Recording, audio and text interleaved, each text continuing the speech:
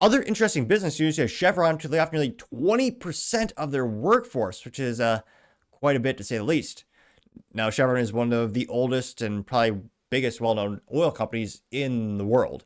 Now, this comes to us also thanks to Fox Business, which somehow still in business. As much as the Murdoch family has destroyed that brand, it's somehow still around. Probably on par with CNN business, which again, somehow still in business. Don't know how though. Now, specifically, this is credited to Allison Murphy, who's a writer there. They say, quote, Chevron is laying off up to 20% of their workforce. The vice chair says, quote, responsible leadership requires taking steps to improve long-term competitiveness in our industry, which has quite a reduction in headcount. There you can see the iconic Chevron logo, which, I mean, A+ for marketing. Not only is their name the Chevron, but their logo is in fact of the Chevron shape, which I'm pretty sure the average person only knows the Chevron shape because of the Trigicon ACOG. But I partially digress. Diving into the actual article, they say, quote, Chevron is seeking to trim its headcount by a sizable amount. The company, an energy giant, will lay off 15 to 20% of workers in a bid to simplify our organizational structure faster and more efficiently and position the company for stronger long-term competitiveness. That, according to Vice Chairman Mark Nelson, they say that Chevron's global headcount at the end of 2023 consisted of more than 40,200 non-service station employees and nearly 5,400 service station workers, according to the most recent annual report, which is quite a few to say the least. Nelson said the company, quote, finished most of its layoffs within this year before 2026 end, and before 2026 end. He continued saying, quote, we do not take these actions lightly and will support our employees through the transition, but reasonable leadership requires we take these steps to improve the competitiveness, yada, yada, yada. They say, quote, the energy giant aims to shrink the structural cost through the layoffs and other actions by $2 to $3 billion before 2027. CFO Eimer Boner said in November, when the company released its third quarter financial results, that Chevron aimed to achieve the level of savings. She indicated the company would give updates through 2025.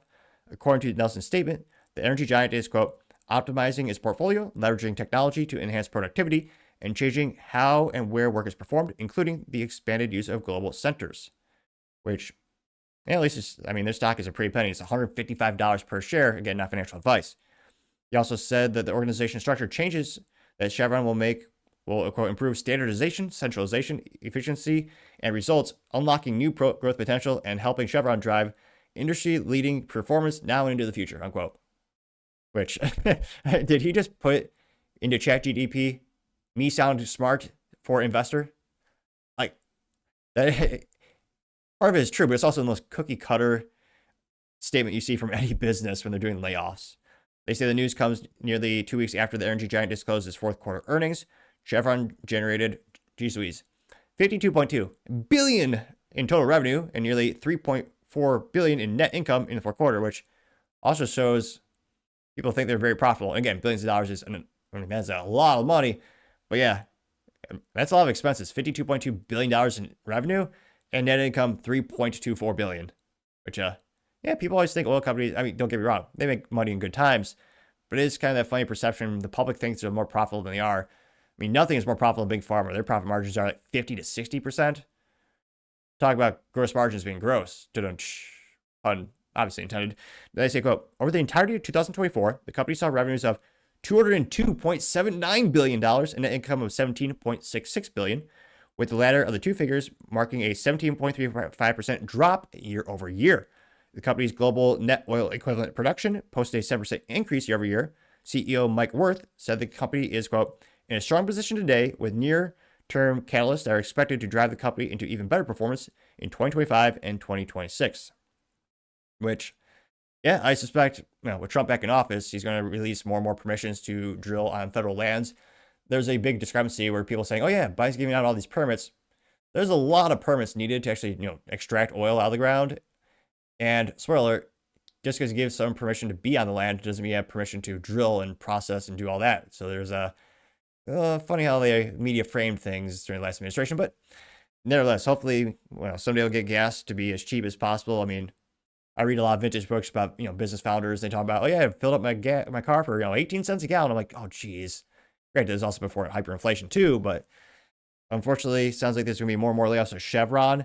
I think the industry is going to bounce back a lot this year. Some of those layoffs are, of course, due to efficiencies, and they did do some acquisitions in 2024. So again, it's unfortunate, but when you do acquisitions, they're going to be some redundant roles. So unfortunately, it does usually mean there's going to be a natural amount of layoffs taken into account. So that's, I think, part of the organic reason why they're doing layoffs as well. But yeah, I think we're going to be record oil production this year, and hopefully everyone is laid off, gets some jobs at one of the competitors, and not unemployed for too long. So it'll be interesting to see how things go out for Chevron. But let me know in the comments, because as always, be fascinated to hear what you have to say. Thank you, everyone, for taking the time to tune in today. Again, try to get to 5,000 subscribers by the end of the month, so if you can click that button, I greatly appreciate it. Also, give me a thumbs up, thumbs down, or a comment. It's a great way to give me some additional feedback, letting me know how I can make sure better and better. Don't forget, first Q&A live stream is going to be February 22nd, 6 p.m. Texas time, or some people call it Central time. Lastly, don't forget to take time to tell your family, tell your friends, tell your enemies, heck, tell your coworkers, tell everyone, just stay safe and fight the good fight.